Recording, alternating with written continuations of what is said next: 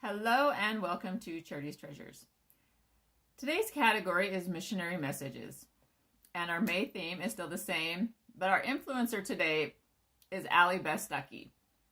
This is kind of an isolated episode, and it's about Satan as we're talking about Joseph Smith, Job, and us and Satan in this conversation that we've been talking about all month.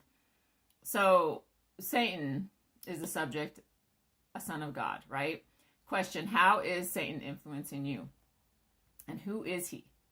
So I've talked about Satan before, but I think I need a little bit of a review because of something that happened. So Beth Stucky, I've talked about her before, and I really need to do a separate episode on her. I just haven't had the time to get that together, but hopefully I will soon because I think it's a really important episode I need to do. So, like I said before, Beth Stucky, she is a Southern Baptist. I think she lives in Texas. She has a podcast. And so on her podcast recently, she was talking about the new movie that was out for Easter. It was about Jesus' resurrection. It was a cartoon. And she was talking about how Mormons were involved in their production and how she was glad that they didn't incorporate their beliefs into the movie. Oh, man. Okay, at least she said that she could not see that they did. And she referred to how we think Satan is our brother. And she didn't see that in the movie, and that just made her happy that she didn't see that in the movie. Because I didn't see the movie, but apparently they were talking about Satan in the movie. And it was on the movie theaters or something, so someone might have seen it who was watching out there. Okay, for one thing, I was thinking, does she not associate with members of the church? I think this about Candace and Michael and Matt, too. Like, do they not have any friends that are members of the church?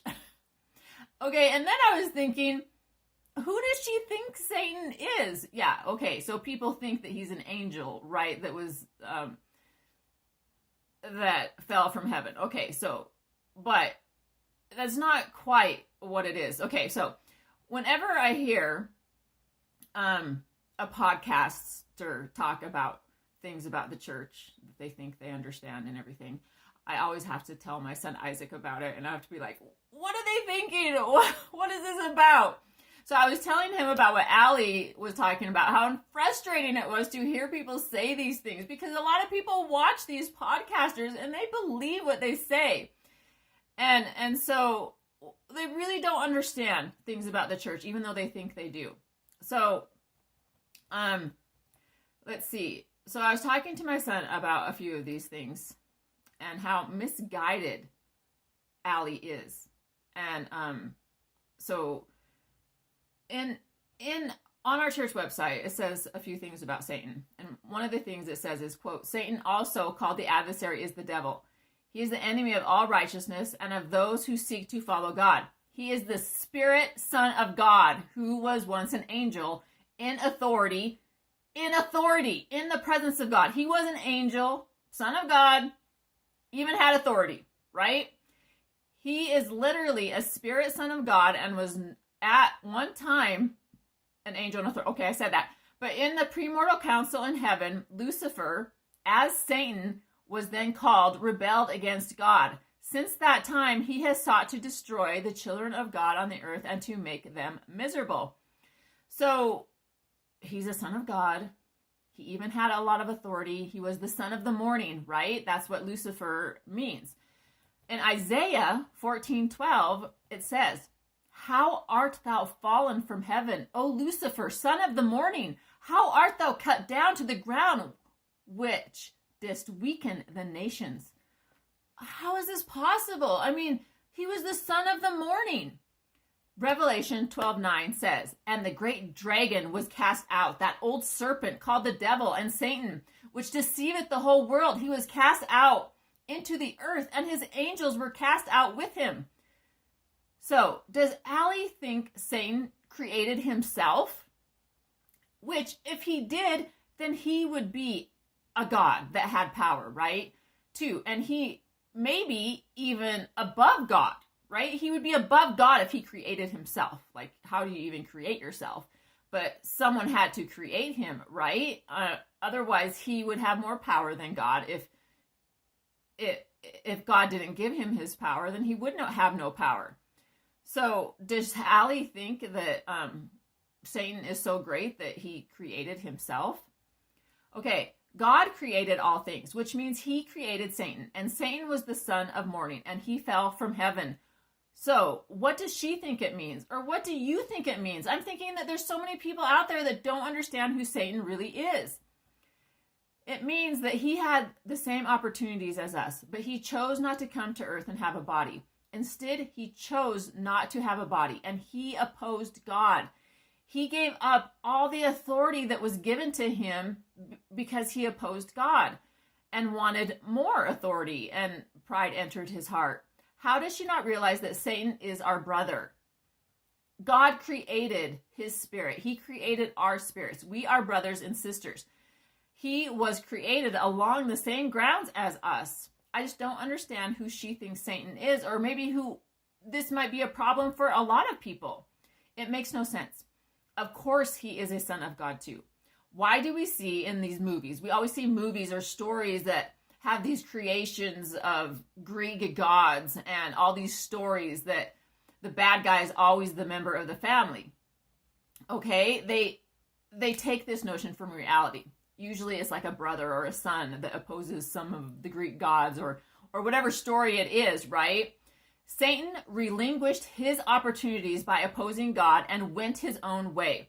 But in all cases, Satan only has the power that God allows him to have. So really, in essence, he didn't even go his own way because he's doing things, right? Like God's giving him power to do things. So he's kind of not going his own way because he can only do what God wants him to do. If God didn't want Satan to have any power, he wouldn't give him any power. Allie is so smart as it pertains to knowing where the scriptures are in the Bible and how to recite them. But she really has no idea about who God really is and what he has created and why. She doesn't really understand the plan of salvation or the part that she could play in that plan of salvation. She is playing a good part in the plan of salvation. She's a good person. She does a lot of good things on the earth for people, as far as she can understand. But if she really understood who God was and what the plan of salvation was, she would even be a bigger impact on the world and influence on the world, right? Satan must know to some extent that he's going to lose. And when he tempts us with the permission from God, that we will win. So he knows he's going to lose, and he tempts us, but he knows in the end he's not going to win, right? Which we can talk about a little bit later on, but God isn't going to allow Satan to tempt us or bring despair or tribulation into our lives without God's permission. Nor will God give him so much power in the end that we cannot overcome him. Because Satan has no real power, God gives Satan his power. Do you realize that God gives Satan his power? Which means the only reason Satan has power is because God gives it to him.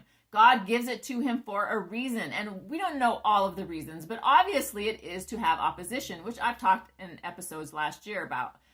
When you think of the plan of salvation this way, you can overcome those temptations and those influences better. It doesn't mean it's not going to be difficult and maybe sometimes feel unbearable, because Satan's power is evil. It is evil. His power is given him to be evil. Right? Okay. And it is real. It's a real power, and it's designed to try to take us down, right? Okay. But if Satan was an entity of himself and had power of himself, then that would make him above God. He cannot be above God. God can stop him in his tracks whenever he wants to. So to say that Satan isn't a son of God wasn't created by God, just like all of us were created by God as spirits, and then our spirits came into our body, is to say that Satan created himself. Satan fell from heaven. He was a son of God. Everything is created by God. Everyone is created by God. When you think of the plan of salvation this way, basically all it does is give you understanding. It doesn't make life easier, because Satan is existing and he is evil. So our life is not going to be easier. But because the more understanding we have, the easier, not even easier, but understanding can help us get through all of it, right? Because Satan is going to tempt us, and he's going to have power over us to some extent because God allows it. And he is real. He is doing evil things. And he wants us to do evil things. So we must learn to use the strength of Jesus Christ to get through the evil power that is present. If you're not trying to get through that evil power with the strength of Christ, then Satan is not really worried about you.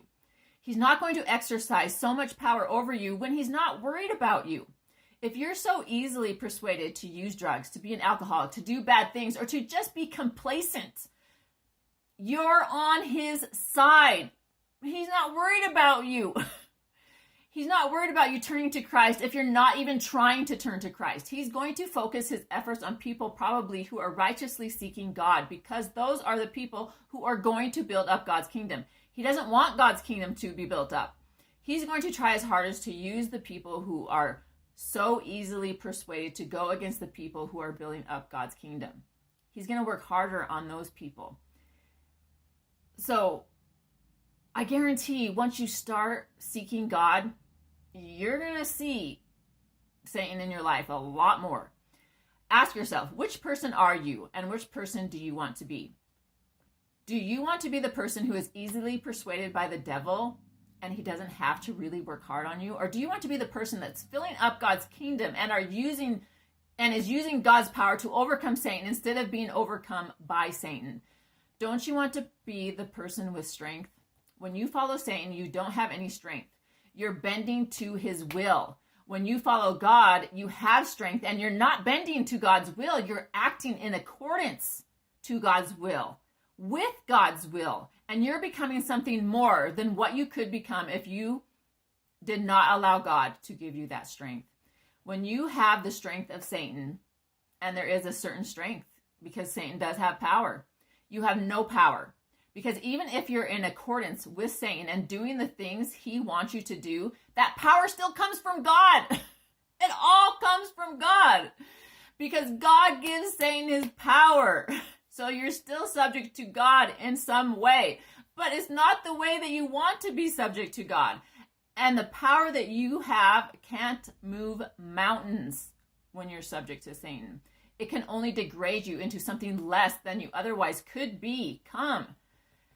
We can't avoid Satan. He will come to us. It is his job to come to us. It is our job to overcome him through Jesus Christ. Satan will tempt you. He will try to hurt you. He will try to put you in despair. He will try to control you. But he is not designed, nor was he made by God to win. Satan will always fail in the great plan. And if you follow him, you will also fail. His efforts will always be swallowed up in the atonement of Christ. He cannot win in the end. I guess you can ask yourself, is he winning against you? Is he keeping you in despair when he is allowed to put despair in you? Is he keeping you on the path of giving into temptation when he has been allowed to tempt you? Is he being allowed to keep hurting you and exercising control over you? Or are you turning to Christ and finding joy in every circumstance and exercising control over your life? Okay, learn about the Church of Jesus Christ of Latter-day Saints. We have the truth. Discover what the truth can do for you in your life. Ask your friends who are members for Missionary's number. Go to our meetings. Seek and you will find. Ask and it will be opened up unto you. Stop living in darkness. Step into the light. Take hold upon every good thing. Follow God. The Church of Jesus Christ of Latter-day Saints is where you will find truth. Stop ignoring these messages that come into your life. Change your life. Go towards Christ. Find the truth and be happy. No matter what circumstances you're in, even though you may have more troubles because you turn to Christ, which sometimes happens, it will be worth it because you will know the truth and you will be on the path of eternal life and salvation. This is where you find it. There's so many people like Stucky who do not know where to find it. They think they have it, but they don't. It is here. I am here telling you the truth. It is the truth. Listen to it, right? It's just like I talk about Scott and the other, on the other side of the veil. He knows the truth. If you are experiencing, as I talk about these people on the other side, if you are experiencing their influence in your life, they are trying to talk to you. They are trying to tell you something. Listen to them. They want you to hear them. They want you to hear the message. They are being missionaries on the other side. Listen to them. Follow Christ. Find the truth in the Church of Jesus Christ of Latter-day Saints. I'm not saying this because I dislike other churches. I'm saying it because this is the truth, and you will find what you are looking for if you come to the church. And I just had to get that out. It was frustrating for me. It was in my brain, and so I hope that you take this message seriously.